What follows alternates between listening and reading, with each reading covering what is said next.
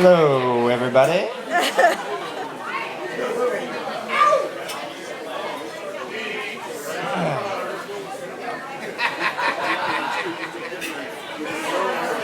Yeah, he's already laughing. That's not good. So, for those who don't know me, I am Ricky Angel, better known as the son of Joe Angel, who played the piano in that first song.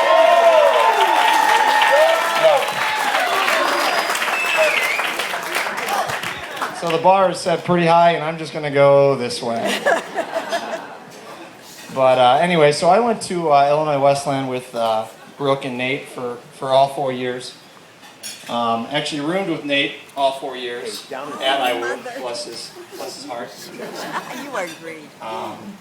Before I get into it, I just wanted to, like Zeman said, I wanted to thank the Rittenberries for last night.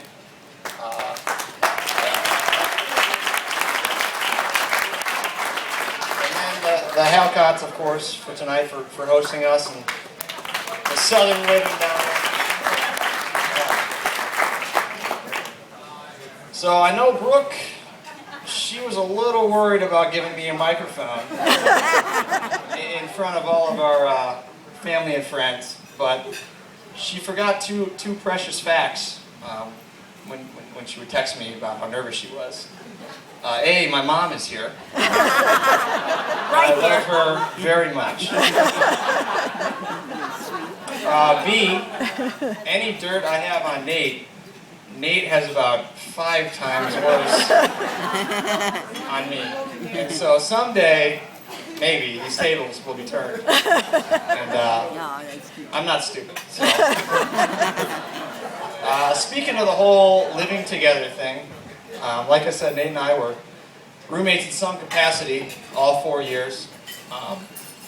And when you live together as single men for that long, you'd think there might be a question or two about the relationship.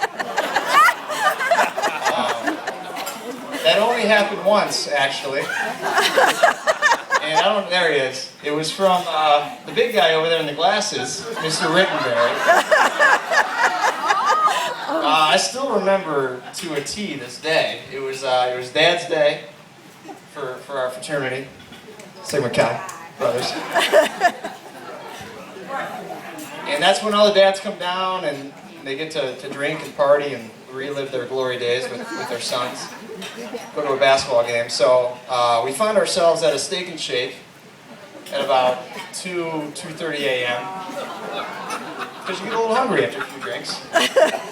So we're sitting over our triple steak burgers. Everyone's just chowing down.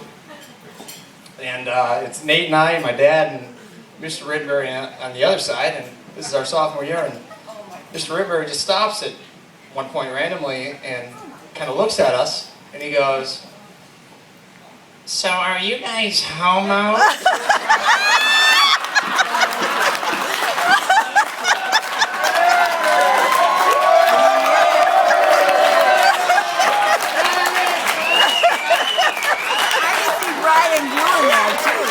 Needless to say, your answer is confirmed tonight for Nate. Yeah. I'm single, man.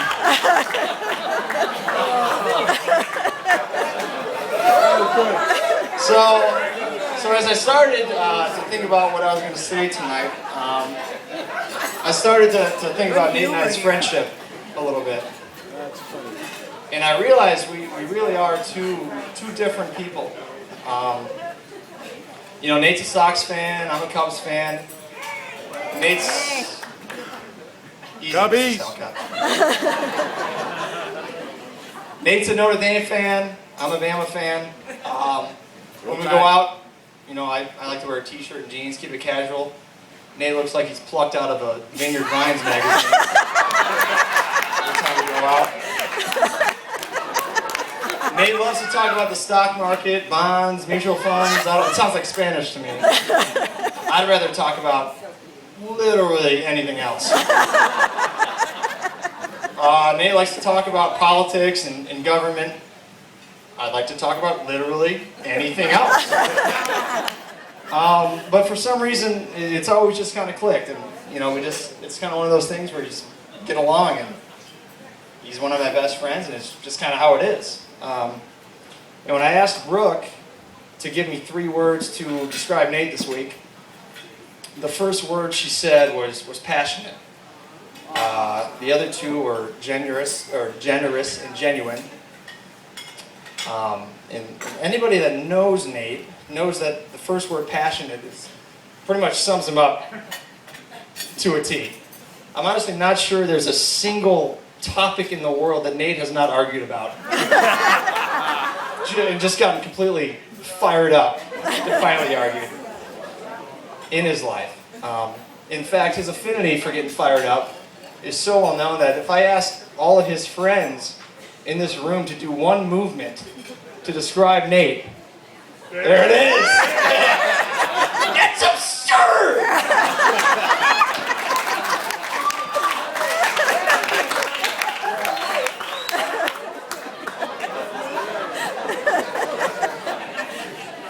And on the rehearsal invite, the rehearsal invite to the dinner last night, it said that their first date was in, I think it said June. Yeah, she's already laughing because it's not true. I think it said June '07 or something like that. Apparently, it just felt like lying on the invite. But the first time I really knew something was up was we went to a Notre Dame Army game. That had to be November '06, maybe, right? And that was the first time I knew something was up. Just the little interactions and just, I could tell something else was going on. And then by our senior year, the next year, they started to really get very serious, and they're pretty much inseparable. In that year, we lived in a house. There were 6 of us in that house. It had a nice name. People that are laughing know what the name was. You tell. No, we will not say it. My mom is here, guys. You know what it I already mentioned that. is. Your mother knows what it is. Yeah. And I'm pretty sure 95% of that time was spent watching Lost up in Nate's corner room. I've never seen Lost myself, but judging from how much they watched it, I think there were about 76, 77 seasons, maybe. Something like that. They watched it so much that I thought this reception was going to be just all of us partying for a few hours while Nate and Brooke watched Lost. Like in some corner somewhere.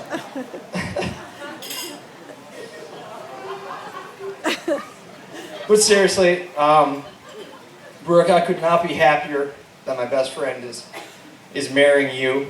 I've really enjoyed our friendship. And even though the first time I met Brooke was probably the most awkward hello of hellos that have ever happened. It was in the Alpine Valley parking lot for a tailgate for a concert. And it was after our freshman year, the summer after it. And I had known who Brooke was, she had known who I was, but we never really talked or said hi. And I was walking through the lots and I saw this blonde girl with a cowboy hat just stumbling around, and I was like, I know that girl. And she kind of looked at me like, I know him. And we kind of looked at each other. I was like, oh, hi. One of those deals. Little did I know that girl would be marrying, my roommate 8 years down the road. So let's just hope we never have to bond over primetime pizza in the lobby of the Bloomington jail, while a certain someone is getting bailed out by us that evening.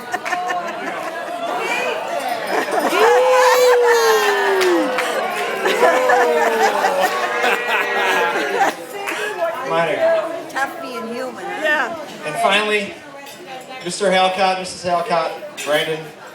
I know I joke a lot, but on a serious note, I don't have to tell you this, but Nate is never going to do Brooke wrong.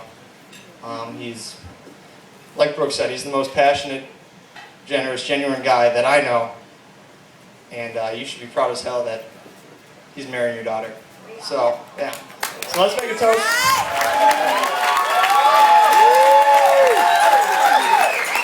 So the younger Mr. and Mrs. Rittenberry.